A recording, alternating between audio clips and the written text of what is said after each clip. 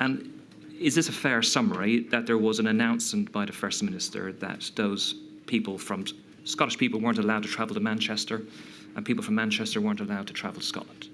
Well, the first I knew about it was I was on my weekly phone-in on BBC Manchester, and a lady rang in from Bolton, and she said, our walking holiday's been cancelled in the Cairngorms because the guest house says they can't take somebody from a Bolton postcode.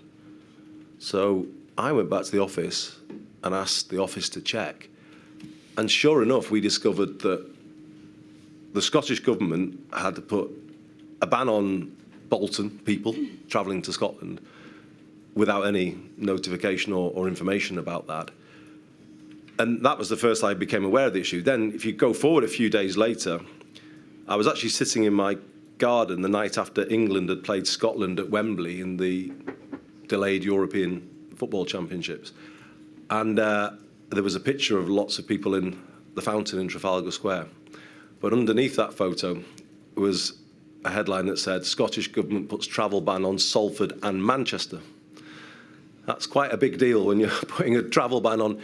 That was the first I'd heard of it, when they actually banned people from Manchester and Salford travelling to Scotland. No notification, no consultation, exactly what the Scottish National Party would always have accused Westminster of doing to Scotland. Well, they had done exactly the same to us. So pausing there, no consultation in the way you've expressed. Was there any subsequent discussion about how this was going to be enforced? Was there police officers lining the platforms at Manchester Piccadilly? Well, no, no, there weren't, and it wasn't our policy. We had no understanding of what they were trying to do, and as I understood it, the Scottish Government wasn't enforcing it because people from Scotland were coming down and getting off the train at Manchester Piccadilly.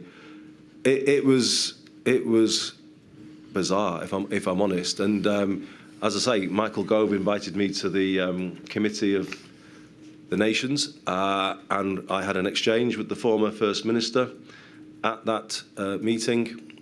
In the days that followed, we pointed out that the case rate in Scotland had gone higher than in Manchester, Salford and Bolton, and it wasn't long before the travel ban was removed. No. But it was another example of how the lack of UK coordination. A bizarre footnote to the pandemic, perhaps, and at that meeting with Mr. Gove, I think there was an agreement between you and the First Ministers, a joint ambition towards a more unified approach as far as possible. Yes.